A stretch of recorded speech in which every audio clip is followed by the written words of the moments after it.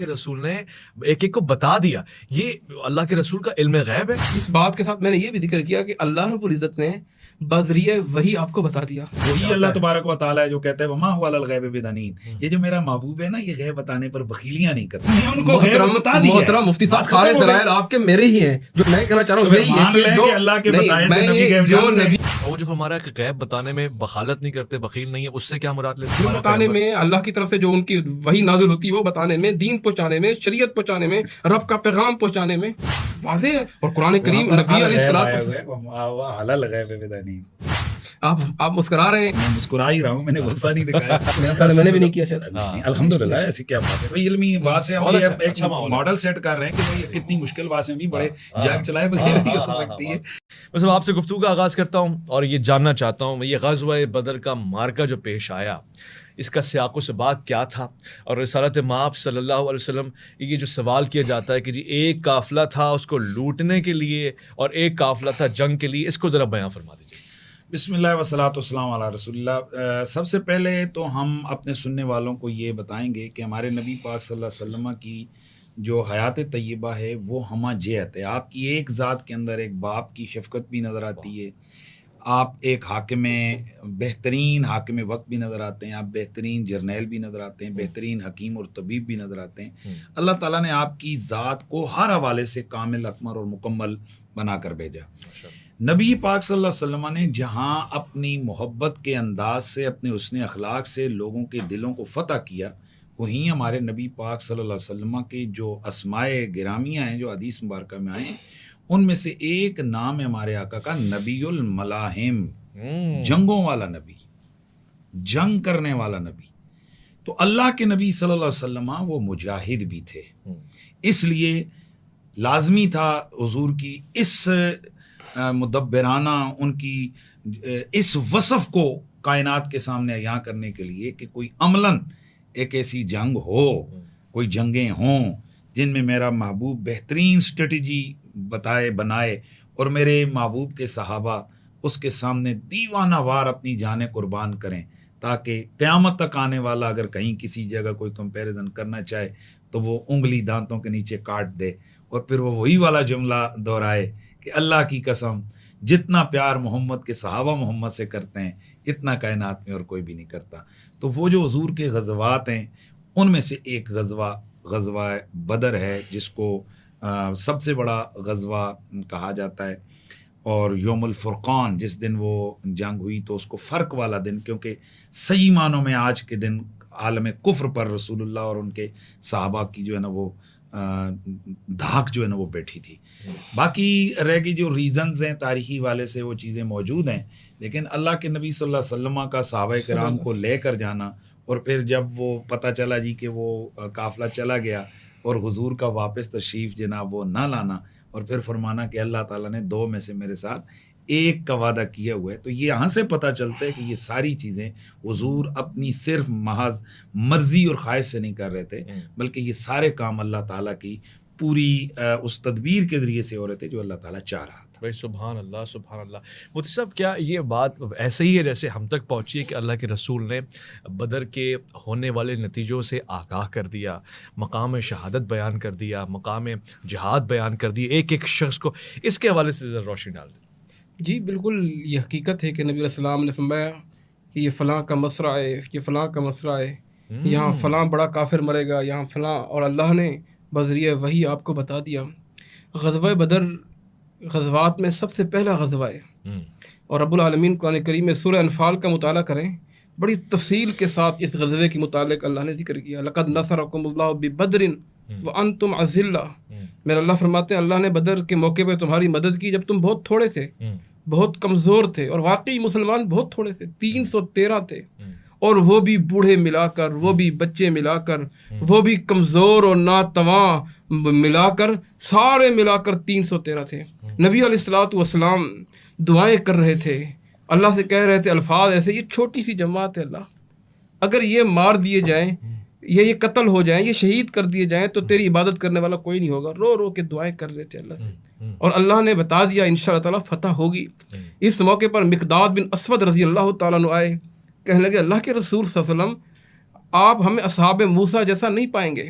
فَاذْهَبْ جو اصحاب موسیٰ نے کہا تھا کہ آپ جائیں اور آپ کا رب جائے. فَقَاتِلَا إِنَّا هَاهُنَا قَاعِدُونَ قوم موسیٰ نے کہا تھا آپ اور آپ کا رب لڑے ہم یہاں دیکھیں گے تماشائی. ہم وہ نہیں کریں گے.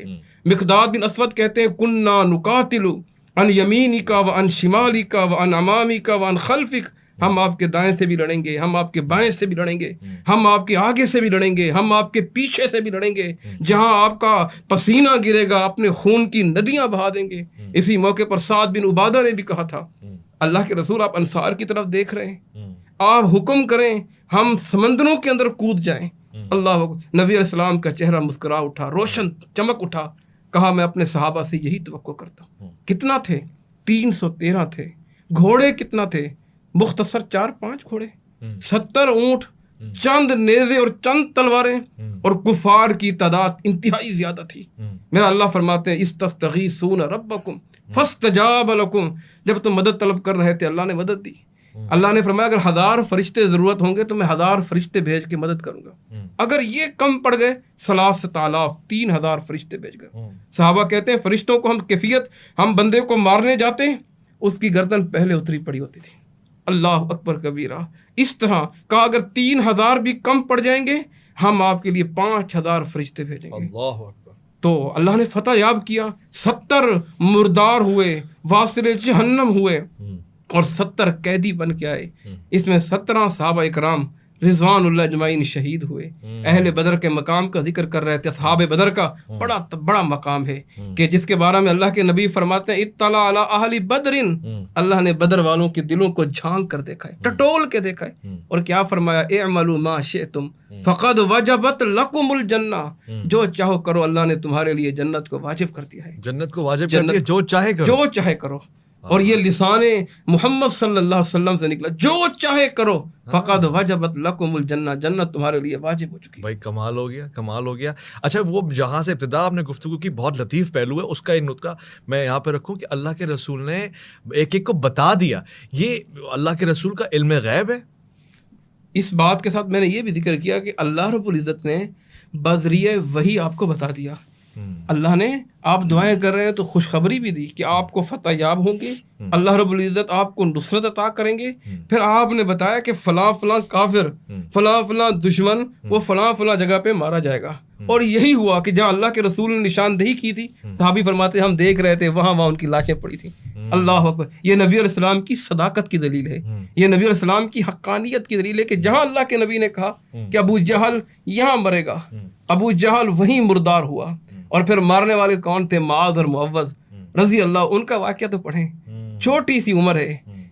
پوچھتے ہیں عبد الرحمن بن عوف سے کہ آئین ابا جہل, ابو جہل کا ہے.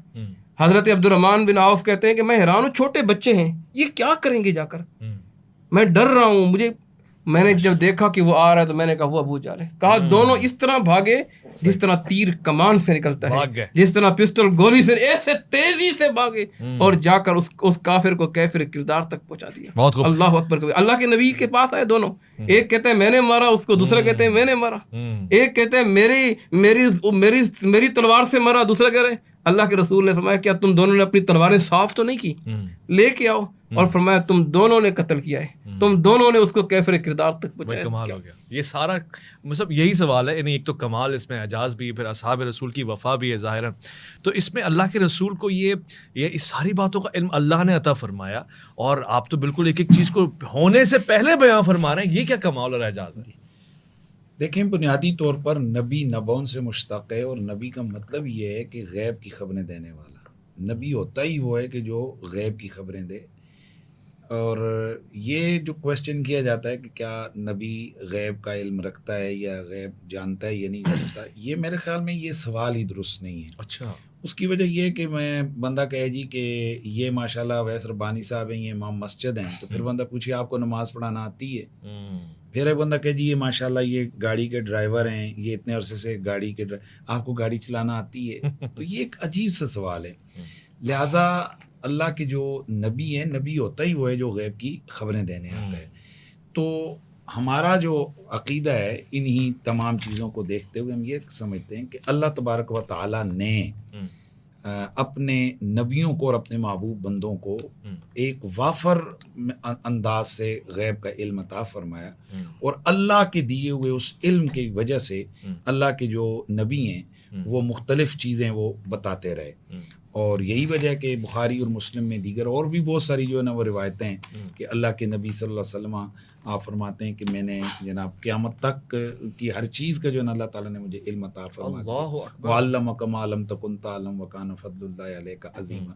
تو وہی جو حضور کا علم کا بحر بے کراں ہے، وہ جو سمندر ہے حضور کا، اور ہمارے اعلیٰ حضرت امام اہل سنت فاضل بریلوی نے اپنی جو علم غیب کے حوالے سے کتاب لکھی ہے، تو اس میں انہوں نے یہ عقیدہ واضح کیا ہے کہ ایک ہے اللہ کا علم اور ایک ہے رسول اللہ کا علم۔ اللہ تبارک و تعالیٰ کا علم ذاتی ہے، اور اس کی عظمت اور وسعت کا کیا معاملہ ہے، آپ فرماتے ہیں کہ یوں سمجھا جائے کہ جیسے اللہ کے علم کی مثال، اگر ویسے تو اللہ کو مثالوں میں نہیں بیان کر سکتے، لیکن اگر سمجھانے کے لیے کہ گویا وہ 7 سمندروں کی طرح ہے، اور اس کے مقابلے میں بشمول ہمارے آقا حضور کے اور بشمول سارے نبیوں اور فرشتوں کے کل مخلوقات کا علم اتنا بھی نہیں جتنا چڑیا کی چونچ میں پانی کا قطرہ ہوتا ہے۔ اور اس اب دوسری طرف آئیں تو اللہ تعالیٰ نے جو اپنے نبی صلی اللہ علیہ وسلم کو جو علوم کا سمندر عطا فرمایا، تو حضور کی علوم کی یہ حالت ہے کہ اگر حضور کے علم کو تشبیہ دی جائے 7 سمندروں سے، یعنی کہ سمجھا جائے، تو اس کے مقابلے میں تمام انبیاء، شہداء، تمام فرشتے، سب کا علم تمام مخلوقات کا اتنا بھی نہیں جتنا چڑیا کی چونچ کے اندر جو ہے نا پانی کا قطرہ ہوتا ہے۔ سرور کائنات کے جی، وَإِنَّ مِن جُودِكَ الدُّنْيَا وَذَرَّتَهَا وَمِنْ عُلُومِكَ عِلْمَ اللَّوْحِ وَالْقَلَمِ۔ لوح و قلم کے جو علوم ہیں ہمارے حضور کے علم کا ذرہ ہے، ہمارے نبی کے سمندر جو علم کا سمندر ہے اس کے مقابلے میں ایک قطرہ ہے۔ تو یہی وجہ ہے کہ ویسے قرآن مجید میں بہت ساری وہ آیات ہیں کہ جن میں علم غیب کی نفی ہے کہ لا یعلمہن الا اللہ، 5 وہی بات کا ذکر کر کے فرمایا کہ اللہ کی سوا ان کو کوئی بھی نہیں جانتا ہے۔ اب یہاں سے جب ہم آیتیں دیکھتے ہیں، ویسے بھی بہت ساری اور آیات ہیں کہ جن میں یہی ہے کہ عالم الغیب، غیب جاننے والا اللہ ہے، تو یقیناً غیب جاننے والا اللہ ہے، لیکن وہی اللہ کہتے ہیں فلا یظہر علی غیبہ احدا الا من ارتضی من رسول، وہی ہے کہ ما کان اللہ لیطلعکم علی الغیب ولکن اللہ یجتبی من رسلہ من یشاء، وہی اللہ تبارک و تعالیٰ ہے جو کہتا ہے وما هو علی الغیب بدنین، یہ جو میرا محبوب ہے نا یہ غیب بتانے پر بخیلیاں نہیں کرتا ہے۔ تو آپ بخیل کب نہیں ہوں گے کہ جب آپ کے پاس کوئی شے ہوگی بھی اور آپ اس کو بانٹیں گے بھی۔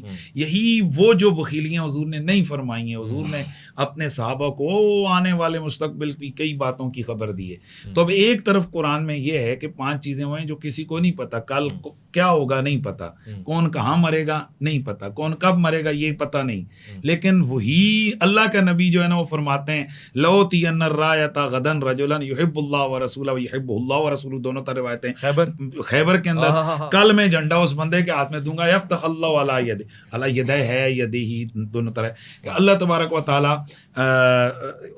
میں اس بندے کے ہاتھ میں کل یہ میں خیبر کا جھنڈا عطا کروں گا جنگ میں، کہ جس کے ہاتھ پر اللہ تعالی ہمیں فتح عطا فرمائے گا۔ کل یہ خبر غیب ہے، کل کیا ہوگا، قرآن نے اس کو وہی بات خمسہ میں شمار کی ہے، اور رسول اللہ بتا رہے ہیں کل کس کے ہاتھ پر فتح ہوگی، مولا علی کو بلایا اور اللہ نے فتح عطا کی۔ اور یہاں جنگ بدر کے اندر فوضع یدہ فقال ہذا مصر فلان وہذا مصر فلان، جیسے روایت میں بیان کی، حضور نے ہاتھ رکھا جگہ پر، فرمایا یہ فلاں کے گرنے کی جگہ۔ اب صحابہ فرماتے ہیں فواللہ ما مات احد عن موضع ید رسول اللہ، اللہ کی قسم جب ہم نے دیکھا جس کافر کا نام لے کر آپ نے بتایا تھا کوئی ذرہ برابر بھی اس جگہ سے ادھر ادھر نہیں ہٹا تھا۔ تو وہ کون ہے جس نے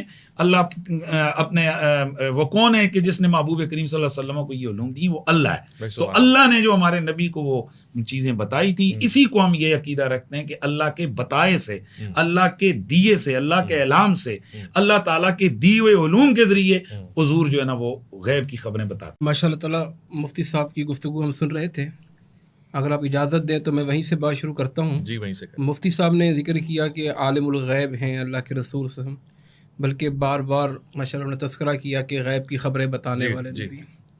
علم الغیب صرف اللہ کے پاس ہے، انبیاء کے پاس علم الغیب نہیں ہے، نہ انبیاء کے علاوہ کسی اور کے پاس ہے۔ ایک نہیں، اس میں کئی دلائل ہیں قرآن کریم کے، متعدد آیتیں ہیں قرآن کریم میں۔ اللہ نے فرمایا عندہ مفاتیح الغیب لا یعلمها، اللہ کے ہاں غیب کی کنجیاں ہیں، غیب کی چابیاں ہیں، اللہ کے علاوہ غیب کوئی نہیں جانتا. کہیں آگے یوں فرمایا، سورہ انعام ہے آیت نمبر 50، قُل لا اقول لکم عندی خزائن اللہ، میں یہ نہیں کہتا میرے پاس اللہ کے خزانے ہیں، ولا اعلم الغیب، میں غیب دان بھی نہیں ہوں، ولا اقول لکم انی ملک، میں یہ بھی نہیں کہتا میں فرشتہ ہوں. واضح دلیل ہے کہ میں غیب دان نہیں ہوں، میں یہ بھی نہیں کہتا میں فرشتہ ہوں. میں ہوں کیا؟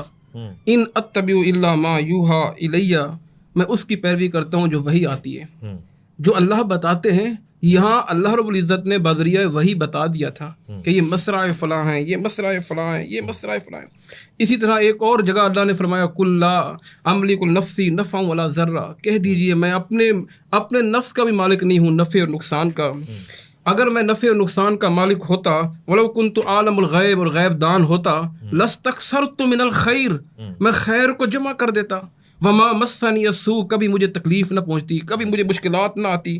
میں اللہ کا رسول ہوں. متعدد قرآن کریم کی آیتیں ہیں، جیسا مفتی صاحب ذکر کر رہے تھے، وہ 5 مقام اللہ نے ذکر کیے کہ وَعِندَهُ مَفَاتِحُ الْغَيْبِ لَا يَعْلَمُهَا إِلَّا هُوَ، اللہ کو پتہ ہے فِي الْبَرِّ وَالْبَحْرِ، سمندروں میں کیا ہو رہا ہے، خشکی میں.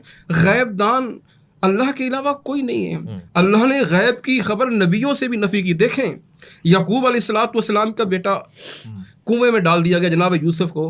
اگر غیب دان ہوتے تو وہ پتہ چل جاتا انہیں کہ میرا بیٹا کنویں میں آ جائے گا. غیب دان نہیں تھے. 40 سال لگے، 40 سال بعد بیٹے کی ملاقات ہوئی، آنکھیں رو رو کر بنائی چلی گئی ہے. تو غیب دان نہیں ہے. دیگر نبی قرآن کریم میں کئی مثالیں موجود ہیں، گھنٹوں گفتگو ہو سکتی ہے. غیب کا علم صرف اللہ کے پاس ہے. نبی جو ہوتا ہے پیغمبر رساں ہوتا ہے اللہ کی طرف سے. قرآن فرماتا ہے وما ينطق عن الهوى ان هو الا وحی یوحی، پیغمبر اپنی طرف سے کچھ نہیں کہتے، جو بھی فرماتے ہیں وہی سے فرماتے ہیں. یہ دلیل ہے کہ آپ کو وحی ہوتی ہے اور آپ پر جناب جبرائیل نازل ہوتے ہیں. بتایا جتنی باتیں مفتی صاحب نے بتائی ہیں کہ کل جھنڈا اسے دوں گا جو اللہ اور اس کے رسول سے محبت کرتے ہیں، یہ کس نے بتائی؟ غیب کی خبر نہیں، اللہ نے بتائی. اللہ رب العزت نے دل میں ڈالی. اللہ رب العزت نے بذریعہ وحی بتایا کہ آپ نے اس کو دینا ہے، اس کے ذریعے اللہ فتح یاب کریں گے. کیوں کہ نص سری آ گیا کہ غیب اللہ کے علاوہ کوئی نہیں جانتا. عندہ مفاتیح الغیب، غیب کی چابیاں، غیب کی کنجیاں صرف اللہ کے پاس ہیں. کتنے موقع ایسے ہیں جب اللہ کے رسول سے سوال ہوا روح کیا ہے، کہا کل بتاؤں گا، وہی نہیں آئی. اگر غیب دان ہوتے تو فوراً بتا دیتے. آپ جتنے مفسرین کھولیں، چاہے علماء احناف کے مفسرین کھولیں، انہوں نے یہ لکھا کہ وہی نہیں آئی، اللہ کے رسول منتظر رہے. دوسرے دن وہ آئے، پھر منتظر رہے، پھر تیسرے دن پھر منتظر رہے، جب تک جناب جبرائیل وہی لے کر نہیں آئے. جناب فاطمہ کے بابا نے نہیں بتایا. اس کا مطلب کہ غیب دان نہیں ہے. غیب کا علم صرف اللہ کے پاس ہے. آپ سید الانبیاء، خاتم الرسل، نبیوں کے سردار، اور اس پر آپ اکیلے الگ سے ڈیبیٹ کریں اور دلائلوں کے انبار ہیں. بلکہ قرآن کریم کافی ہے. اور قرآن کریم میں ایک آیت نہیں، اویس ربانی صاحب، مفتی صاحب تو مناظر ہیں، میں تو مناظر بھی نہیں ہوں، طالب علم ہوں. متعدد آیتیں ہیں. آپ قرآن کریم کی متعدد آیتیں ہیں. آپ حدیث میں اللہ کے رسول کی متعدد مثالیں موجود ہیں. غیب کا علم ہاں جو اللہ بتاتے ہیں. آخری والی بات مفتی صاحب کی کہ اللہ جو بتاتے ہیں بذریعہ وہی نبی وہی بتاتے ہیں. اب قیامت کے متعلق لاجیکل نظر آ رہی ہے. قیامت کے متعلق آپ نے بتائی نشانیاں بتائیں، مفتی صاحب میں بات قیامت کی نشانیاں بتائیں. اب کیا یہ غیب کی خبریں؟ ہر چیز کہ قیامت سے پہلے یہ ہوگا یہ ہوگا، آپ نے متعدد پروگرامات کیے، وہ کیا ہے؟ وہ اللہ نے بذریعہ وہی بتائی. قیامت کا علم اللہ کے پاس ہے. ٹھیک ہے، اور آخری بدر کے قیدیوں کا اچھا میں کیونکہ ایک انٹرسٹنگ چیز ہے، ذرا ٹچ بھی کر لوں مصعب. اچھا میں تھوڑا سا ذرا میں حافظ نہیں ہوں، آپ حافظ ہیں غالباً. وہ آیت ذرا وہ 5 جو ہے نا وہ جو علوم خمسہ والی ہے آیت پڑھ دیں ذرا پلیز. جی. ان اللہ عنده علم الساعة وينزل الغيث ويعلم ما في الارحام وما تدري نفس ماذا تكسب غدا وما تدري نفس بأي ارض تموت ان اللہ علیم خبیر. بسم اللہ الرحمن الرحیم. ہمارا موضوع تو اصحاب بدر تھا، بہرحال چلیں یہ بھی ایک علمی حوالے سے، اور یہ بھی الحمدللہ ہمارے ان صاحبان کے لیے کہ جو سمجھتے ہیں کہ اگر کوئی علمی باس ہو جائے گی تو وہاں جاگ چل پڑیں گے. وہ سیاسی لوگوں کا طریقہ کار ہوتا ہے. اللہ نے ہمیں بڑا تدبر دیے، ہم علمی بات علمی انداز سے ہم کر رہے ہیں الحمدللہ. وہ کہ ہماری اس نشست میں اتنا وقت تو نہیں ہے کہ میں جتنے بھی انہوں نے آیتیں پڑھی ہیں میں ان کے ایک ایک کر کے جو ہے نا وہ میں جواب دے دوں. بہرحال بات پر وہ بھی اسی پہ آ گئے جو میں نے کہی تھی کہ ہمارا یہ نظریہ اور عقیدہ ہے کہ اللہ کے رسول کا ذاتی علم نہیں ہے. اللہ تعالیٰ نے نبی علیہ السلام کو علوم غیبیہ عطا فرمائے ہیں. اگر یہ ہے تو ان آیتوں کا کون جواب دے گا؟ عالم الغیب، پہلی بات انہوں نے کہا جی انہوں نے رسول اللہ کو عالم الغیب کہا. میں نے بالکل عالم الغیب نہیں کہا. یہ کچھ اصطلاحیں ہوتی ہیں کہ وہ خاص ہوتی ہیں، مخصوص ہوتی ہیں، اس لیے عالم الغیب کی اصطلاح ہم اہل سنت کے یہاں اللہ تعالیٰ کے لیے استعمال ہوتی ہے. ہم یہ کہتے ہیں کہ اللہ اس عالم الغیب نے غیب کا علم اپنے محبوب نبیوں کو عطا کیا. اور پھر وہ آیات میں نے پڑھی ہیں، عالم الغیب فلا یظہر علی غیبہ احدا الا من ارتضی من رسول، وہ عالم غیب کہ وہ غیب جاننے والا جو اللہ ہے تو وہ اپنے اس علم غیب پر کسی کو ظاہر نہیں کرتا کسی پر، لیکن رسولوں میں سے جس پر راضی و استثناء موجود ہے. ما کان اللہ لیطلعکم علی الغیب، یہاں الغیب ہے تو الغیب سے کیا مراد ہے؟ وہ علم ہی ہے، یہ کوئی اور چیز ہے، کوئی ایک الگ سے کوئی شے ہے. ما کان اللہ لیطلعکم علی الغیب ولکن اللہ یجتبی من رسلہ من یشاء. اب یہ دو طرح کی آیات قرآن میں، جہاں ایک طرف نظر آ رہا ہے کہ جی اللہ کے سوا کوئی جانتا ہی نہیں، دوسری جگہ چیزیں نظر آ رہی ہیں کہ بھئی اللہ کے نبیوں رسولوں کے پاس بھی ہے. تو اس لیے اس چیز اور اس مخمصے سے نکلنے کے لیے علماء نے کہا کہ جہاں ہے کہ اللہ کے سوا کوئی نہیں جانتا تو اس کا مطلب ہے ذاتی طور پر کوئی نہیں جانتا، اور جہاں ہے کہ انبیاء جانتے ہیں یا اللہ کے سوا کوئی جانتا ہے تو اللہ کے بتائے سے، اللہ کے اعلام سے اللہ تعالیٰ نے اپنے نبیوں کو بتایا. باقی ہمارا یہ نظریہ ہے کہ یہ ایسا نہیں ہے کہ ہر بات کے لیے جو رسول اللہ صلی اللہ علیہ وسلم انتظار کرتے ہیں وحی کا، وگرنہ کہاں ہے یہ بھی تو اپنی طرف سے بات ہے کہ حضور کے پاس وحی آئی کہ یہاں فلاں کس جگہ لکھا ہے کہ حضور کے پاس اس وقت وحی آئی کہ حضور نے بتایا کہ یہاں یہاں یہاں یہاں یہ ہوتا ہے. پھر جو علوم خمسہ انہوں نے خود بیان کیے کہ جناب یہ غیب کی جو ضرب ہے، دوبارہ آیت پڑھ دیں جی، وہ کس طرح عندہ مفاتیح الغیب، غیب کی چابیاں اللہ کے پاس ہیں. اور ان پانچ یہاں میں سے مفاتیح نہیں ہیں، ان اللہ عندہ علم الساعہ. اچھا عندہ علم الساعہ، قیامت کا علم اللہ کے پاس ہے. اچھا ان قیامت اللہ عندہ علم الساعہ. دوسری جگہ وہ بھی ہے نا کہ عندہ مفاتیح جی، وہ میں الغیب، نے اللہ کے پڑھی پاس تھی. جو ہے نا وہ غیب کی. اب یہاں پر 5 چیزیں بیان ہوئی ہیں. اللہ کے پاس قیامت کا علم ہے، بارش کا علم ہے، ماں کے پیٹ میں کیا ہے، اور ما تدری نفس ماذا تکسب غدا، کل کیا کمائے گا، کل کون کیا کرے گا، وما تدری نفس بأی ارض تموت، کہاں مرے گا، کون کہاں مرے گا. اب قرآن یہ کہتا ہے کہ بھائی کسی کو نہیں پتا کون کہاں مرے گا. آپ کی بخاری کہتی ہے رسول اللہ کہہ رہے ہیں کل فلاں یہاں مرے گا. تو یہ کیا ہے؟ اسی کو اللہ تعالیٰ اپنے علوم کہہ رہا ہے کہ کسی کو نہیں پتا کون کہاں مرے گا، اور حضور بتا رہے ہیں کل فلاں یہاں مرے گا. تو یہ تب ہی یہ دونوں آیات کے درمیان تطبیق ہو سکتی ہے دونوں قسم کی، جب یہ کہا جائے کہ جہاں نفی ہے تو وہ علم غیب ذاتی کی نفی ہے، اور جہاں ثبوت ہے تو وہ اللہ کی طرف سے جو اللہ نے اپنے محبوب بندوں کو علم دیا ہے، اور ان سب میں سے بڑھ کر رسول اللہ کو دی ہے. باقی یہ جتنی جو آیتیں، مثلا انہوں نے ایک آیت پڑھی ہے کہ جی نفع کا مالک میں نہیں ہوں، تو ہم بھی کہتے ہیں نفع کا مالک تو اللہ تعالیٰ ہے، لیکن یہ کہاں ہے کہ جب اللہ تعالیٰ، اور میں سوال حیران ہے کہ اگر حضور نفع نہیں دے سکتے یا کسی کو نقصان نہیں دے سکتے تو مجھے یہ بتایا جائے کہ سب سے بڑا نفع تو یہ کہ آپ کسی کو، ویسے عام طور پر کسی کو آپ جیل سے نکلوا دیتے ہیں تو یہ اس کے لیے نفع ہے کہ نقصان ہے؟ نفع ہے. تو آپ اگر کسی کو جہنم سے نکلوا دیتے ہیں تو یہ نفع ہے کہ نقصان ہے؟ تو اگر حضور نفع اور نقصان نہیں دے سکتے تو پھر یہ شفاعت کا عقیدہ کیسے ہے؟ اور پھر دیگر جو رسول اللہ صلی اللہ علیہ وسلم نے امت کو جہنم سے، کنتم علی شفا حفرۃ من النار فانقذکم منہا، تم جناب جہنم کے کنارے پہنچ چکے تھے، میرے نبی نے تمہیں وہاں سے نکالا. تو یہ اس طرح کی ظاہر ہے یہ باتیں ہماری اور بھی آ سکتی ہیں. پھر جو انہوں نے کہا جی کہ لو کنت عالم الغیب لاستکثرت من الخیر، اگر میں غیب جانتا ہوتا تو میرے پاس کثرت خیر ہوتی. اس کا مطلب یہ ہے کہ اگر کثرت خیر کہیں، اگر میں کمائی کرتا ہوتا تو میرے پاس لاکھوں روپے ہوتا، تو اگر جیب سے نکل آئے لاکھوں روپیہ، ٹھیک ہے. تو اب آئیں لو کنتو عالم الغیب لاستکثرت من الخیر، تو اللہ تعالیٰ کیا فرماتا ہے کہ من یؤت الحکمت فقد اوتی خیرا کثیرا، جس کو اللہ تعالیٰ نے حکمت دے دی اسے خیر کثیر عطا فرما دیا. انا اعطیناک الکوثر، اے محبوب ہم نے آپ کو خیر کثیر عطا فرما دیا.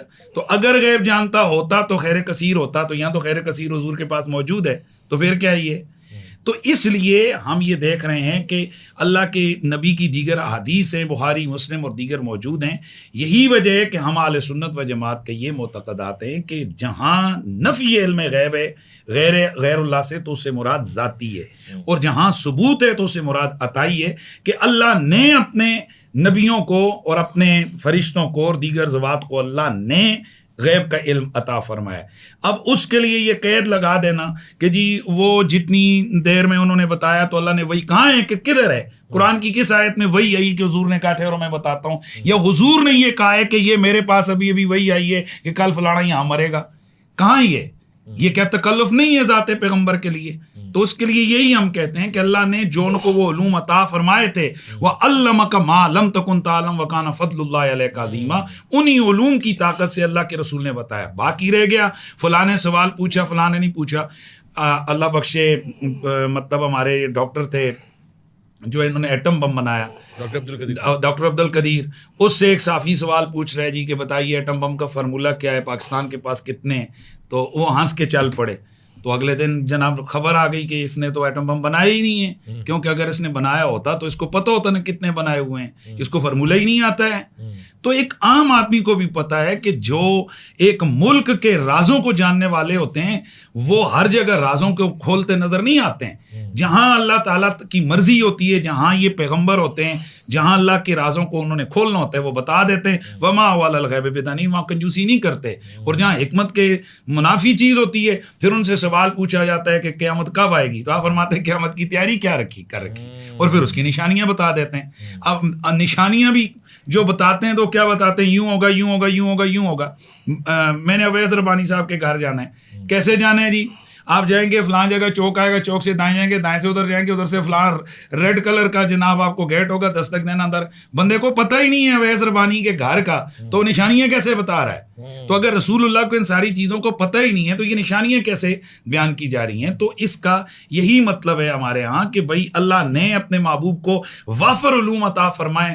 کچھ چیزیں حکمت کے تحت انہوں نے بتا دی ہیں، کچھ چیزوں کا انہوں نے انکار کر دیا، خاموش رہے. وہ حکمتیں جب ہم ایک فوجی جرنیل کی حکمتیں ہمیں نہیں پتہ ہیں، ایک ڈاکٹر کی حکمتیں ہمیں نہیں پتہ ہیں، تو ہم رسول اللہ کی ذات کی حکمتیں اور اللہ اور اس کے رسول کے مابین جو راز ہیں ان رازوں کو ہم کیسے جان سکتے ہیں؟ خوبصورت ہو گیا. مجھے آپ کی طرف آتا ہوں. اب وہ بدر کے قیدیوں کا معاملہ بھی واضح کر دیں، اور ایک لطیف بات بھی مجھے سمجھ میں آ گئی کہ کیا ایسا تو نہیں ہے کہ اللہ کے رسول نے ایک قرآن کی آیت ہے وَيَقُولُونَ مَتَىٰ هَٰذَا الْوَعْدُ إِن كُنتُمْ صَادِقِينَ قُلْ إِنَّمَا الْعِلْمُ عِندَ اللَّهِ.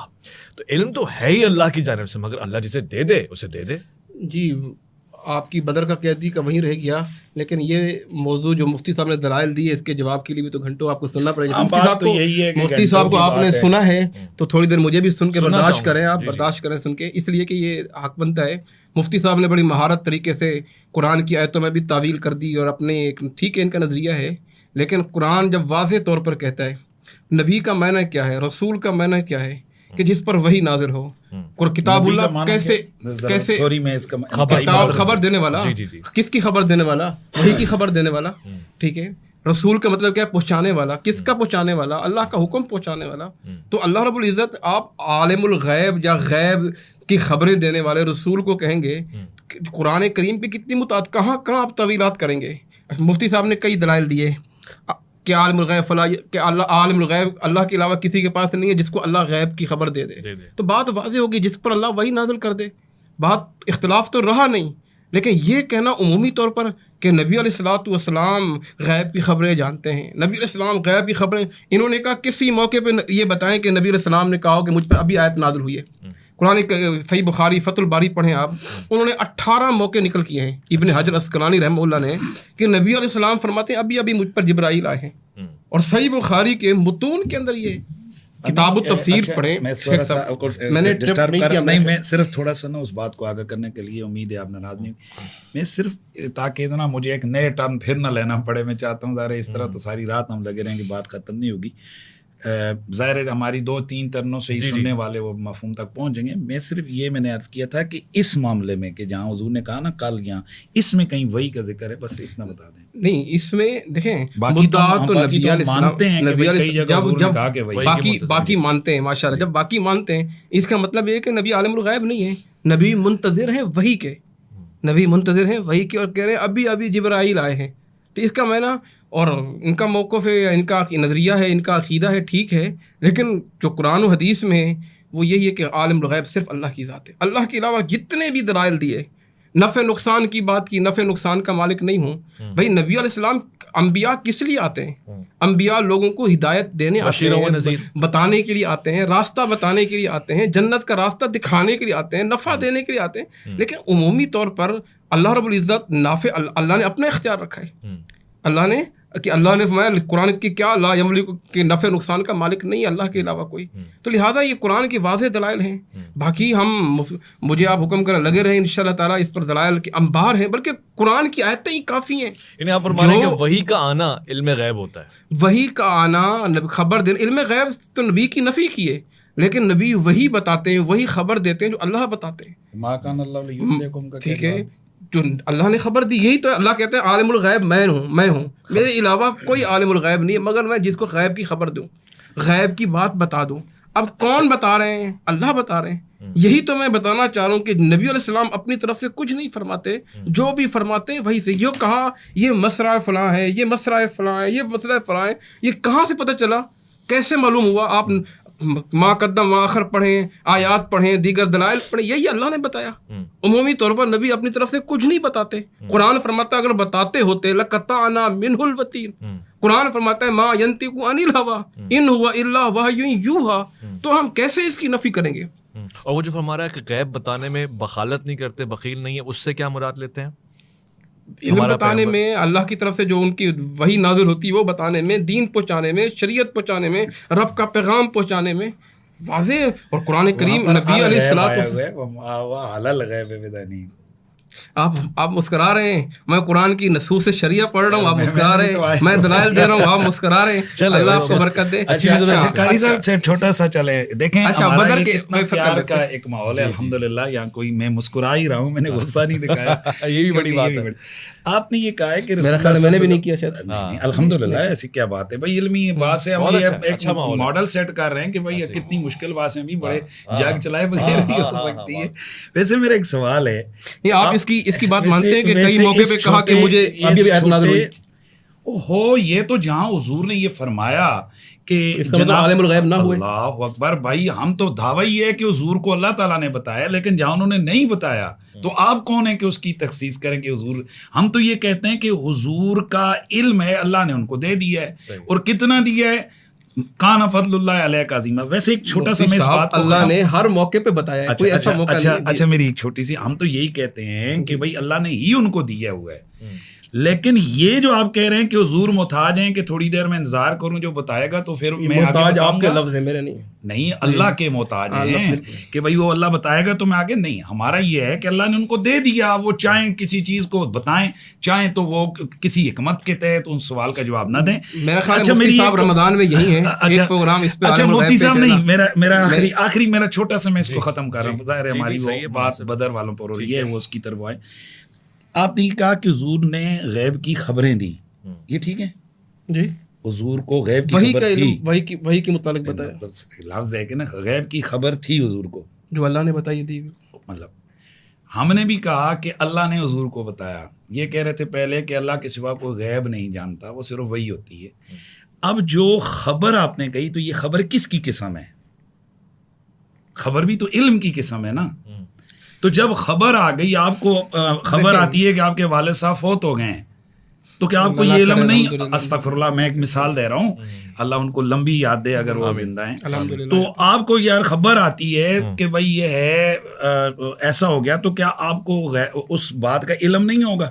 آپ کہیں جی کہ مجھے والد صاحب کے وصال میں عالم الغیب تو نہیں ہوں گا، مجھے خبر دی. اسی طرح انبیاء کو یا اللہ کے رسول کو خبر دی، لیکن اس کو جانیں گے تو صحیح نا، وہ اس واقعے کو تو جانیں گے. مثال اچھی رکھ لینا، آپ کہیں کہ آپ کو خبر آتی ہے کہ آپ کی دوسری شادی ہو رہی ہے، یہ والی مثال نہیں ہو رہی ہے. نہیں، خبر کسی چیز کی آئے گی نا. مثلا جی آپ کو خبر آ گئی ہے کہ آپ کا ایک انعام نکل آیا ہے 1 کروڑ روپے کا. دیکھیں اس میں تعویل پیش کرنا، جب نص سری آ گیا، آپ اپنے مسلک کی اس بات کو ثابت کرنے کے لیے تعویلیں کریں، چلیں ہماری جو گفتگو عوام کے سامنے تعویلیں کریں، اور اپنے اس پہ جو ہے میرا خیال ہے کہ جو نص سری پہ واضح آ گیا لا یعلمها الا اللہ، مفاتیح الغیب عنده، کس کے پاس ہیں؟ اللہ کے پاس. واضح آ گیا. اچھا وہ جو مفاتیح الغیب ہے، جو الغیب ادھر ہے وہی وما ہوا علی الغیب ہے، ادھر بھی وہی الغیب ہے. اور پھر عالم الغیب ہے جو ادھر غیب ہے، فلا یظہر علی غیب ہی، وہی غیب ہے الا اللہ. یہ آ گیا. ما کان اللہ لیطلعکم علی الغیب ولکن اللہ یجتبی من رسلہ من یشاء. ٹھیک ہے. ما کان اللہ لیطلعکم علی الغیب. ٹھیک ہے. تو یہ ساری یہ ساری یہی ہے کہ جو وحی کے ذریعے بتائیں گے. کہہ رہے ہیں کہ بھئی اللہ نے ان کو غیب بتا دیا ہے. محترم مفتی صاحب سارے دلائل آپ کے میرے ہی ہیں. جو میں کہنا چاہ رہا ہوں یہی ہے کہ جو اللہ کے بتائے سے نبی غیب جو جانتے ہیں. نبی علیہ السلام پر وحی نازل ہوگی وہی بتا رہے ہیں. میں بھی یہی فرما رہا ہوں. آپ کیا کہیں گے؟ آپ عمومی اس کو عالم الغیب کیوں کہا؟ اس کو وحی نبی علیہ السلام کی وحی بتائیں، اس کو اللہ کا حکم بتائیں، اللہ کے رسول پر نازل ہونے والی. آپ عمومی طور پر کہتے رہیں کہ عالم الغیب ہیں. چلیں اس کو آسان کر دیں. سب جو وحی نازل ہوئی وہ قرآن ہی ہے نا، تو کیا قرآن علم غیب ہے؟ جی وہی نازل ہوئی قرآن ہے، قرآن کے علاوہ حدیث ہے، وہی خفی ہے، وہی حدیث بھی علم غیب ہے. نہیں علم غیب کے وہ سمجھنا چاہ رہا ہوں اس لیے پریشان نہ ہو. نہیں علم غیب نہیں. جیسے قیامت کی نشانیاں ہیں، ٹھیک ہے نا، جیسے قیامت کی نشانیاں علم غیب نہیں. کل کیا ہوگا، کل کیا ہوگا جو جس کا ہم نے نہیں دیکھا، یہ اللہ نے بدریہ وہی بتا دیا. آپ اس کو غیب کہیں، لیکن یہ کہنا کہ عالم الغیب ہیں، غیب دان. میں سمجھ گیا. اب بہت قریب آ گئے ہم رزلٹ کے. بہت آپ کہہ رہے ہیں کہ اللہ نے علم غیب دے دیا بذریعہ وحی. دیکھیں میری بات ہے نا، آپ اپنی بات میری زبان سے نقل ہے نا. آپ میری بات جب قرآن کریم نے واضح کہہ دیا، حدیث نے، آپ اس پر محمول کریں کہ اللہ کے رسول صلی اللہ علیہ وسلم فرماتے ہیں میرے پاس غیب کی خبریں نہیں ہیں. قرآن فرماتا ہے آپ کے پاس کی خبریں نہیں ہیں. جی نبی علیہ السلام نے کہا میں غیب نہیں جانتا ہوں. جب قرآن کہہ رہا ہے لستکثرت من الخیر، میں قرآن کہہ رہا ہوں نہیں، قرآن کی آیت ہے، نبی کی آیت نہیں ہے، قرآن کی حدیث ہے کہ اگر میں عالم الغیب ہوتا، اچھا یہ بتائیں لو کنت عالم الغیب لستکثرت من الخیر وما مسنی السوء. کبھی مجھے تکلیف نہ آتی، کبھی مجھے مشکل نہ آتی، کبھی میرے لیے کانٹے نہ بچھائے جاتے، کبھی مجھے تکلیفیں نہ ہوتی، کبھی مجھے مکہ سے نہ نکالا جاتا، کبھی میرے ساتھی شہید نہ ہوتے اگر میں عالم الغیب ہوتا، کبھی میں ان مراحل سے نہ. کون کہہ رہے ہیں؟ وہ سب یہ لاجیکل بات بھی ہے. وہ یاد ہے بدر میں جو نظمیں پڑھنے والوں نے ترانے میں کہا تھا کہ ہم جی ایسے نبی کو استقبال کر رہے ہیں، اس نبی کی جس کو کل کی خبر ہوتی ہے، تو آپ نے منع فرمایا. دیکھیں جس طریقے، اور اس طرح کی متعدد روایات، اس لیے میں نے کہا پروگرام کریں متعدد. جی میں ان کی جو بات کو ہم کر لیں. ماشاءاللہ یہ عالم ہے، ان کو پتہ ہے کہ کوئی بھی جو بات ہے ما لو کنت عالم الغیب لستکثرت من الخیر. ان کو پتہ ہے یہ دلیل کا ایک انداز ہے. لو کنت عالم الغیب لستکثرت من الخیر، اگر میں غیب جانتا ہوتا تو میرے پاس خیر کثیر ہوتا. اب دلیل کیسے بنے گی؟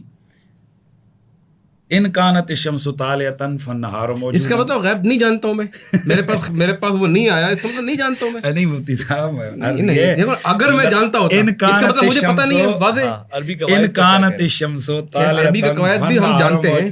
ہم ایسی بات نہیں، ہم عربی قواعد. اچھا چلیں بات تو سننے دیں. محترم، ان کانت الشمس طالعۃ فالنہار موجود لیکن ھذا الشمس طالعۃ فالنہار موجود. اب جو آپ نے بھی چھوٹے چھوٹے بچوں نے سب نے یہاں پر پڑھا ہوا ہے دلیل کی یہ جو قیاس ہے، اس قیاس کے قسم. تو اگر میں غیب جانتا ہوتا تو لستکثرت من الخیر، میرے پاس کثرت خیر ہوتی. تو کیا حضور کے پاس کثرت خیر ہے یا نہیں؟ انا اعطیناک الکوثر، کیا حضور کے پاس کثرت خیر ہے یا نہیں؟ من یؤت الحکمت فقد اوتی خیرا کثیرا. اور حضور فرماتے ہیں دنیا میں جو حکمت ہے وہ 10 حصے آئی تو حضور کی تو بات ہی چھوڑیں. فرمایا علی کو 9 حصے مل گئی، حضور کو تو چھوڑیں. خیر کی جو تفسیر آپ کر رہے ہو وہ نہیں، آگے اللہ نے خود ذکر کیا وما مسنی السوء. خیر کی تفسیر وما مسنی، خیر تو وہ بھی ہے، لیکن خیر کے یہ بھی ہے کہ تکلیف نہ آئے، پریشانی نہ آئے، مصیبت نہ آئے. وما مسنی السوء آگے تو پڑھیں مفتی صاحب. اس کا مطلب کہ وہ نہیں میرے اب ایک ہی بات کو میرے خیال میں ظاہر ہے آپ بھی وہ جو کہہ رہے ہیں کہ مسلکی والے سے اب رگڑ رہے ہیں. بات بڑی کلیئر سی ہے، آپ تعویل کر رہے ہیں مسئلے کے بارے میں، کیونکہ آپ مفتی اعظم ہے پاکستان کے اور آپ نے اپنی قوم کو جواب دینا ہے، اس لیے آپ جو مولانا اور بات یہ ہے آپ سمجھ چکے ہیں الحمدللہ. مفتی اعظم ہو کے نہ سمجھے بندہ. بات اپنی وہ کرنا کہ وہ کر رہے ہیں آپ. بڑی کلیئر سی بات سب کے سامنے آ چکی ہے کہ اسی قرآن میں وہ آیتیں ہیں کہ جن میں علم غیب کی نفی ہے، اور وہ اسی قرآن کے اندر وہ آیتیں ہیں کہ جن میں علم غیب کا ثبوت ہے. اب کدھر لے کے جائیں گے ان آیتوں کو جن میں ثبوت ہے؟ تو اس کی یہی تعویل ہے کہ جہاں نفی ہے وہ علم غیب ذاتی کی ہے کہ اللہ کے بتائے بغیر کوئی بھی نہیں جانتا، اور جہاں ثبوت ہے وہاں یہی ہے کہ اللہ کے بتائے سے اللہ کے نبی اور آپ یہ پھر فرما دیں بدریہ وہی جو وہی بات بھائی اللہ تعالیٰ نے اپنے نبیوں کو جو عطا کی ہے چاہے وہ وحی کے ذریعے کی ہے ویسے کی ہے جس طرح بھی ذریعہ جو بھی ہے ذریعہ جو بھی ہے. چلیں ہم آگے بڑھتے ہیں صاحب. وہ بدر کے قیدی جی کیا معاملہ اس پر کبھی رکھیے گا مفتی صاحب کا فائدہ, بلکہ ہم استفادہ کریں گے مفتی صاحب سے. اچھا جی, بدر کے قیدیوں کے حوالے سے بدر کے قیدی آئے. قرآن کریم میں آیت نازل ہوئی سورہ انفال میں کہ ما کان علی نبی ان یکون لہ اسرا, کہ نبی کے لیے جائز نہیں ہے کہ قیدی آئے اور نبی چھوڑ دے. اس جب آیتیں آئیں بدر کے قیدیوں کے بارے میں اللہ کے رسول نے کئی صحابہ سے مشورے کیے, اور کبار صحابہ کرام میں حضرت ابو بکر صدیق رضی اللہ تعالیٰ عنہ, حضرت عمر بن خطاب, حضرت ابو بکر سے مشورہ کیا رضی اللہ, کیا کرنا چاہیے. انہوں نے فرمایا کہ اللہ کے نبی یہ اپنے رشتہ دار ہیں. عقیل رضی اللہ تعالیٰ عنہ حضرت علی کے بھائی ہیں, وہ بھی ان میں ہیں. حضرت عمر کے بھائی بھی ان میں ہیں, قیدیوں میں ہیں. دیگر قریبی رشتہ دار نبی علیہ السلام کے داماد حضرت زینب کے شوہر ابو العاص رضی اللہ تعالیٰ عنہ, وہ بھی ان قیدیوں میں ہیں. اللہ کے نبی اپنے رشتہ دار ہیں اور اسلام کو ضرورت ہے فدیہ لے کے چھوڑ دیا جائے. حضرت عمر سے پوچھا, عمر تمہاری کیا رائے ہے؟ کہا اللہ کے رسول میری رائے ابو بکر سے مختلف ہے رضی اللہ تعالیٰ. میری رائے یہ ہے کہ ان کی گردنیں اڑا دینی چاہیے, مجھے حوالے کرو میرے بھائی کو, میں اپنی بھائی کی گردن اڑا دوں گا, اور حضرت علی کو حوالے کرو عقیل کے, حضرت عقیل رضی اللہ تعالیٰ کے, ان کے عقیل کو حوالے کرو حضرت علی کے, ہاں عقیل کو حوالے کرو حضرت علی کے, تو تاکہ ان کو کیفر کردار تک پہنچا دیا جائے. تو جناب رسول اللہ صلی اللہ علیہ وسلم کو حضرت ابو بکر صدیق کی رائے پسند آئی, فدیہ لے کے چھوڑ دیا. دوسرے دن جب آئے حضرت عمر رضی اللہ, صحیح بخاری کا واقعہ ہے, دوسرے دن آئے تو اللہ کے رسول بھی رو رہے ہیں رضی اللہ, اللہ کے رسول بھی رو رہے ہیں, ابو بکر صدیق بھی رو رہے ہیں. حضرت عمر دو زانو ہو کے بیٹھ گئے. اللہ کے رسول صلی اللہ علیہ وسلم مجھے بتائیں آپ کیوں رو رہے ہیں؟ خاموشی کی کیفیت طاری ہے. کہا اللہ کے رسول بتائیں, اگر مجھے رونا نہیں آئے گا میں رونے کی شکل ہی بنا لوں گا. فرمایا عمر تم نے زمین پر بات کی تھی, تم نے زمین پر مشورہ دیا تھا, اللہ نے آپ کی بات اور آپ کا مشورہ قرآن بنا کے نازل کر دیا ہے, اور قرآن کی آیتیں نازل ہوئی, نبی کے لیے جائز نہیں ہے کہ فدیہ لے کے نبی چھوڑ دیں. تو حضرت عمر رضی اللہ تعالیٰ عنہ وہ صحابی ہیں زمین پر بات کرتے اور اللہ قرآن نازل فرما. کئی موقع پر ایسا ہوا کہ آپ نے زمین, جی وہ آیت کون سی ہے جو نبی کے لیے جائز نہیں, جی وہ آیت ذرا, ما کان لنبی ان یکون لہ اسرا لنبی, ٹھیک ہے. تو کئی موقع ایسے ہیں, میں ذکر کر رہا تھا حضرت عمر بن خطاب زمین پر بات, یہ وہ موقع ہے. امام بخاری رحمہ اللہ نے 3 موقع کی روایت نقل کی. حضرت عمر فرماتے ہیں وافقت ربی فی ثلاث, 3 موقعوں پہ اللہ نے میری مطابقت کی. فی مقام ابراہیم, مقام ابراہیم کے متعلق کہتے ہیں اللہ کے رسول یہاں 2 رکعتیں پڑھنی چاہیے, آپ تو ماشاءاللہ ابھی ہو کے آئے ہیں, اللہ قبول فرمائے ماشاءاللہ.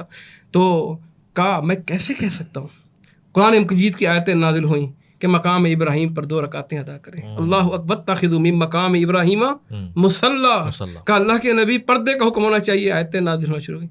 اور یہ موقع بھی ہے بدر کے قیدیوں کے بارے میں. حضرت عمر کہتے ہیں میں نے زمین پر بات کی, میرے اللہ نے قرآن بنا کے نازل کر دیا. تو بدر کے 70 قیدی آئے تھے, اور اللہ کے نبی علیہ الصلوۃ والسلام نے ان قیدیوں کے ساتھ جو حسن سلوک کیا اور کمال کا تھا, اللہ اکبر کبیرہ. ان میں سے ایک حضرت ابو العاص رضی اللہ تعالیٰ عنہ تھے. تو اس کی رہائی کے لیے حضرت زینب نے اپنے ہار بھیجے. اللہ کے رسول اس کو دے کے آپ کی آنکھوں سے آنسو نکل آئے. کہا یہ وہی ہار ہیں جو حضرت خطیۃ الکبریٰ رضی اللہ تعالی عنہ کہتے. اللہ اکبر کبیرہ. سبحان اللہ. کہا اگر صحابہ آپ اجازت دو تو میں یہ ہار بھی واپس کر دوں اور ابو العاص کو چھوڑ بھی دوں. نبی علیہ الصلوۃ والسلام کا انداز دیکھیے. صحابہ اکرام نے کہا اللہ کے رسول بالکل یہ آپ چاہیں جو چاہیں آپ کر, سبحان اللہ. لیکن اللہ کے نبی مشورے کیا کرتے تھے, چھوڑ دیا. اسی طرح کئی قیدیوں سے پیسے لیے انہیں چھوڑ دیا. 70 قیدی تھے. یہ اسلام کی پہلی جنگ تھی جسے یوم الفرقان بھی کہا دیا, حق اور باطل کی جنگ. اللہ نے حق کو فتح دی. جب انسان کے اندر ایمان ہو, یقین ہو, اللہ پر توکل ہو, تو اللہ تعالیٰ اور موت کا غم نہیں ہو, اللہ فتح یاب کرتے. آج بھی اگر ہم مفتی صاحب کی اجازت سے اگر آج بھی ہم جو ہیں یقین کر لیں, اللہ پر توکل کر لیں, موت سے محبت شروع کر دیں, تو اللہ آج بھی ہمیں فتح کر سکتے ہیں. وہ تھوڑے تھے, آج ہم زیادہ ہیں, لیکن ہمارے میں وہن کی بیماری آ گئی ہے. آج ہم مغلوب ہیں, مقہور ہیں. فلسطین میں, غزہ میں کیا ہو رہا ہے, یقین کریں روٹے کھڑے ہو جاتے ہیں. میں بدر کے موضوع کو انتہائی ظاہر نچوڑ سے کام لے رہا ہوں. اب جب بدر میں مارکا شروع ہوا ہے تو 70 کافر واصل جہنم ہوئے. اب یہ تعداد 70 کی جو ہے وہ ان کو بھیجنے والا کون ہے؟ حضرت امیر حمزہ میدان میں اتر رہے ہیں، حضرت علی کرم اللہ وجہ اتر رہے ہیں، یہ شجاعت کا پیکر ذرا بیان فرما دیجیے۔ سبحان اللہ۔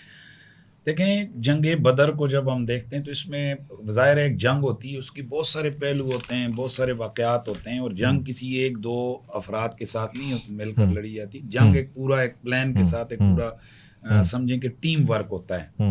تو یقیناً جس طرح مولانا نے بیان کیا ہے کہ رسول اللہ کی جو ٹیم تھی بدری صحابہ کی، یہ بے مثل و بے مثال ٹیم ہے، صحیح ہے۔ اس کی جناب جتنی بھی تعریفیں کی جائیں وہ کم ہیں۔ جیسے انہوں نے بیان کیا کہ اللہ کے نبی نے ان کو یہاں تک انعام عطا فرمایا کہ جیسے ہمارے پاس سیاح کے اندر روایت موجود ہے کہ بدری آج کے بعد جو مرضی کرے، مفہوم حدیث عرض کر رہا ہوں، جو تم جو چاہے کریں، تمہارے لیے جنت واجب ہو گئی۔ اور یہی وجہ ہے کہ جب وہ ایک عورت والا وہ صحابی والا وہ جو واقعہ آیا عورت کے لیے، ایک صحابی والا واقعہ کہ جو انہوں نے خبر آگے بھیج دی تو ان کے لیے اعتراض ہوا، تو فرمایا کہ کیا حاتب بن بلتع، تو کہا گیا کہ تجھے نہیں پتا کہ یہ جو نا بدری ہیں اور ان کے لیے کیا حکم ہے۔ تو اس لیے جو بدر کے اندر جنگ ہوئی ہے اس میں تو ساروں نے اپنے اپنے طور پر کردار ادا کیے، لیکن میں اکثر ایک بات کیا کرتا ہوں، ایک میچ ہوتا ہے، اس میں سارے ہی مل کر ٹیم ورک کرتے ہیں، لیکن کو مین آف دا میچ ایک ہوتا ہے۔ تو اگر ہم غور کریں بدر کے اندر تو آپ کو مین آف دا میچ یا مین آف دا وار اگر آپ کہہ دیں، میچ تو چلے نہیں لفظ بولتے،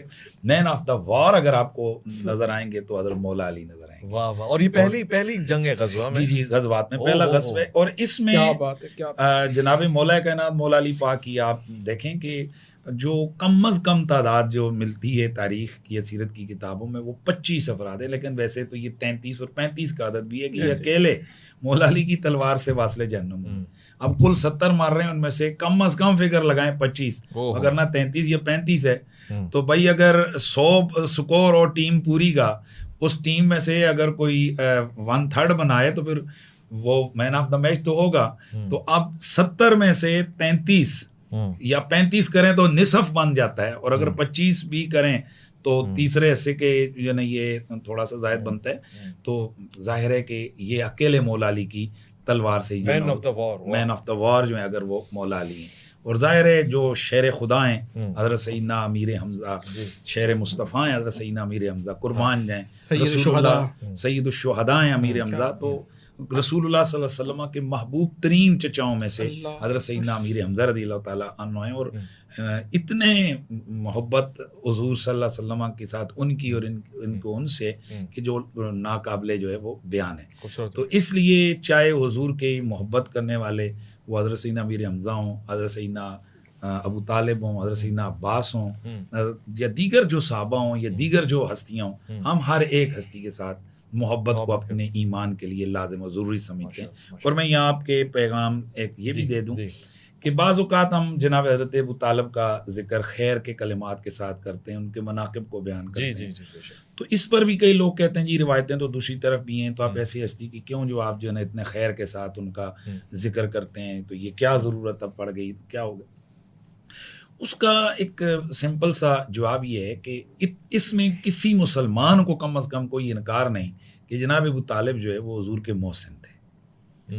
اس میں میرے خیال میں کسی مسلک کے کسی شخص کو انکار نہیں ہوگا کہ حضور کے محسن تھے، ساری زندگی حضور کی بلائیں لیں، حضور کی ڈھال بن کے کھڑے رہے، مشکلیں اٹھائیں۔ بھائی شیب ابی طالب کے ان 3 سالوں کو دیکھو، وہ کون سا ظلم ہے، کون سے ظلم کا سٹائل ہے کہ جو انہوں نے اپنایا نہیں ہے، ہر قسم کا بائیکاٹ ہے، بچے بھوکے بلک رہے ہیں، اور جس طرح کئی صحابہ کہتے ہیں کہ ہم آتے تھے تو آوازیں آتی تھیں بچوں کے رونے کی، تو ہم پوچھتے یہ بچے کہاں سے کون رو رہا ہے، تو جواب دیا جاتا یہ بنو ہاشم کے بچے ہیں جو بھوک کی وجہ سے جو ہے وہ رو رہے ہیں۔ تو یہ سارے بھوک، یہ برداشت، یہ سب دشمن کے سامنے سینہ سے پر ہو کر کیا ایسا بندہ کھڑا ہو سکتا ہے کہ جس کے دل کے اندر جناب والا نوری ایمان کی چمک ہی نہ ہو؟ ہم ان باتوں میں اگرچہ ہم نہیں پڑھتے ہیں، لیکن ہم کہتے ہیں یار سوچو، سارے کسی کو چھوڑ دو، حضور سے محبت تو کرتے تھے، حضور کے محسن تھے، اور وہ والا واقعہ جو نبی پاک صلی اللہ علیہ وسلم کے اوپر احسان کیا تھا مطعم بن عدی نے، اور بالاتفاق مطعم بن عدی حالت شرک اور کفر میں ان کا انتقال ہوا، تو مطعم بن عدی نے جس وقت رسول اللہ صلی اللہ علیہ وسلم طائف کے میدان میں آپ پر جناب والا ظلم و ستم ہوا تو ادھر مکے والے بھی شہر ہو گئے کہ اب آئے گا تو ہم اس کو جناب نہیں چھوڑیں گے. تو مطعم بن عدی اس نے حضور کو امان دی, 6 بیٹوں کے ساتھ ننگی تلواریں لے کر حضور کو طواف کروایا. اس کو ایک تھوڑی سی یہ غیرت آ گئی کہ یار وہ طائف والوں نے ہمارے مکے والے بندے کو یوں جناب اس کے ساتھ زیادتی کی, ٹھہرو میں اس کو جو ہے نا وہ امان دیتا ہوں. تو جس وقت بدر کے اندر جناب حضرت جبیر بن مطعم رضی اللہ تعالیٰ عنہ تشریف لائے قیدی چھڑانے کے لیے, چونکہ ریلیٹ کر رہا ہوں میں وہ بدر کے قیدیوں کے ساتھ, تو وہ قیدیوں کو چھڑانے کے لیے جناب جبیر بن مطعم رضی اللہ تعالیٰ عنہ تشریف لائے. تو بخاری شریف کی روایت ہے کہ اللہ کے نبی نے فرمایا کہ اگر آج مطعم زندہ ہوتا نا تو ان پلیدوں کے بارے میں, نتنا کے لفظ آتے ہیں, ان پلیدوں کے بارے میں اگر سفارش کرتا میں سب کو چھوڑ دیتا. اس احسان کو رسول خدا نے یاد کیا. اور یہ جو مطعم بن عدی ہے, تو اس مطعم بن عدی کا ظاہر خاتمہ بالاتفاق کفر پہ ہوا, اسلام کی توفیق نہیں ملی ہے. لیکن اس کے بعد آپ ابھی بھی یہ نیٹ کے اوپر میرے سننے والے آپ بھی دیکھ سکتے ہیں کہ جو حضور کے صحابی ہیں حضرت حسان بن ثابت شاعر رسول, تو ان کا جو دیوان ہے اس دیوان کے اندر انہوں نے اس مطعم کی تعریف کے اندر پورا جو ہے نا میرے خیال 12-14 اشعار لکھے ہیں. اور ان میں سے ایک شعر جس کا مفہوم میں اس وقت لفظ مجھے یاد نہیں ہے, تو وہ ایک شعر ہے جس کا مفہوم یہ بنتا ہے کہ مطعم جس دن سے تو نے ہمارے نبی صلی اللہ علیہ وسلم کی خدمت کی اور ان پر تو نے احسان کیا, تو نے ہمیں خرید ہی لیا. صاحب یہ رسول کہہ رہے ہیں, ان کو نہیں پتا بندہ کون ہے. اس کا مطلب یہ ہے کہ محبوبوں سے محبت سچی ہو تو ان کے محسنوں کے ساتھ بندہ پھر معاملہ ہاتھ ہولا رکھنے والا کرتا ہے, ان کے لیے معاملہ بندہ بڑے پیار والا, یعنی ان کا پروٹوکول ہی ہے یہ محبوب کی محبت اور جو الفت ہے اس کو ذہن میں رکھتے. آخری لمحات ہیں, اس میں کوئی شک نہیں کہ محترم ابو طالب نے پوری زندگی اللہ کے نبی علیہ السلام کا ساتھ دیا ہے, لیکن وہ روایت بھی ہمیں سامنے رکھنی چاہیے کہ اللہ کے نبی فرما رہے ہیں میرے کان میں کلمہ پڑھ لو. صحیح بخاری میں ہے, میں اللہ کے ہاں گواہی دوں گا کہ میرے چاچا نے کلمہ پڑھا تھا, میں محمد رسول اللہ نے سنا تھا. کہنے لگے اموت علی دین ابی, میں اپنے ابا کے دین پہ مر رہا ہوں. اللہ کے نبی کی آنکھوں سے آنسو چھوٹ پڑے, آپ زاروں قطار رو رہے تھے. قرآن کی آیتیں نازل ہوئیں کہ پیغمبر کہ آپ ہدایت نہیں دے سکتے, ولیکن اللہ یہدی من یشاء, یہ اللہ کی مرضی ہے جسے چاہے اللہ ہدایت دے. اس میں کوئی شک نہیں. مفتی صاحب کی بات ہے. مفتی یہ مطلب یہ کون سی صورت کی آیتیں جی, انک لا تہدی من احببت ولکن اللہ یہدی من یشاء. ذہن میں نہیں دیکھیں تو یہ روایت ہے کہ آپ نے کلمہ پڑھنے کا کہا. جی جی, کان میں کلمہ پڑھنے کا, کان میں کہا میرے کان میں کلمہ پڑھ لو. میں چاچا, میں گواہی دوں گا کہ میرے چاچا نے کلمہ پڑھا تھا, میں بھتیجے نے سنا تھا. اور اللہ کے نبی زاروں قطار رو رہے ہیں. آپ نے پھر قریب آئے اور کان میں کچھ کہا بھی, لیکن وہ انہوں نے کہا منہ تو اعلیٰ دین ابھی. تو یہ کان کی باتیں کون روایت ہے؟ اللہ اکبر کبیرہ. تو اللہ کے رسول سے محبت تھی اور آپ کی ان سے محبت تھی, پوری زندگی کی ساتھ تھا, رفاقت تھا. جیسا مفتی صاحب نے کہا پوری زندگی احسانات تھے. وہ کہا کرتے تھے ان دین محمد خیر ادیان البریہ, کہ اللہ کے نبی کا دین بہترین دین ہے, تمام دینوں کا سردار دین ہے. ایک اور بات اس میں میری رائے یہ ہے, جو میرا آپ اتفاق کریں نہ کریں, بجائے فضائل بیان کرنے کی, کیونکہ دونوں طرف کی باتیں ہیں, تو اس میں اگر سکوت اختیار کر دیا جائے, معاملہ اللہ پر چھوڑ, میں سکوت کا قائل ہوں, اس میں اب اللہ پر چھوڑ دیا جائے, ٹھیک ہے. کیوں ایک شخصیت چھوٹی نہیں ہے, حضرت علی کے بابا ہیں, شخصیت چھوٹی نہیں ہے, اللہ کے رسول کے چچا ہیں, اور پھر پوری زندگی احسانات ہیں, اور دوسری طرف وہ والی روایات بھی ہیں, وہ والی چیزیں بھی ہیں جس میں جو ہے احسانات تو گنوائے جا سکتے ہیں نا. جو احسانات فرمائے ہیں اس کا پروٹوکول تو کہہ رہے ہیں کہ مطعم کا جو پروٹوکول ہے وہ بھی آپ پسند فرما رہے ہیں اس سنت اس نس کے اوپر. لیکن مطعم کو تو کوئی نہیں کہتا کہ وہ جنت میں, لیکن مسالے کی بات کر رہا ہوں, احسانات کی بات فی الحال ٹھیک ہے, ذکر کرنے میں کوئی حرج نہیں ہے. مجھے آج بڑی خوشی ہے کہ جو ہم جس نتیجے پہ پہنچے وہ اصحاب بدر کا مقام و مرتبہ اور ان کا جذبہ, ان کا شوق شہادت, اور پھر ان کے شہادت کے بعد اور ان کی زندگی میں جو اللہ نے مقام فرمایا, ایکسٹرا ایکسیپشنل پروٹوکول بیان فرمایا. میں شکر گزار ہوں مفتی حنیف قریشی صاحب آپ کا, میں شکر گزار ہوں مفتی رفیق سلفی صاحب آپ کا, اور خواتین حضرات آپ کا. گفتگو میں کوئی ایسی چیز جس سے آپ کی دل آزاری ہو, میں اس کے لیے معذرت خواہ ہوں, اپنا خیال رکھیں. میں تھوڑا سا وہ جو بیچ میں سے وہ بات رہ گئی حضرت ابو طالب والی, وہ تھوڑا سا وہ کمال بات تھی, اور ان کو احسانات پہ انہوں نے حامی بھی بھری, بس انہوں نے کہا کہ ٹھیک ہے, ان کا ایک اپنا موقف ہے. ہمارے نزدیک یہ جتنی بھی یہ روایات ہیں, یہ روایات ہمارے نزدیک یہ بے شک سند کے اعتبار سے درست بھی ہوں, لیکن یہ درایت کے اعتبار سے درست نہیں ہے. اچھا. اور کسی بھی ہستی کے کفر کو ثابت کرنے کے لیے دلیل قطعی کا ہونا ضروری ہے. الاسلام یعلو, اسلام کا درجہ بلند ہے.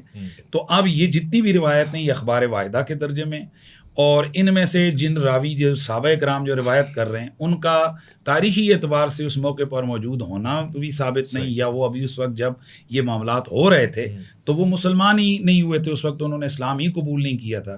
تو وہ بات جو رسول اللہ کان میں کہہ رہے ہیں تو وہ بات کس نے سن لی ہے کہ جو ان کے کان میں کہہ رہے ہیں، اور وہ بات ساروں نے سن لی ہے. اور پھر یہ بات حضرت ابو بکر کو پتہ نہیں، حضرت علی کو پتہ نہیں، خلفائے راشدین کو پتہ نہیں، خود بنو ہاشم کے لوگوں کو پتہ نہیں، بنو ہاشم کو بھی نہیں پتہ. اور یہ بات جناب جا کر وہ کر رہے ہیں کون؟ بعد میں جو اس کے 6 سال یا 7 سال بعد اسلام لائے، یا جو اسے 13 سال بعد اسلام قبول کرنے والے لوگ ہیں.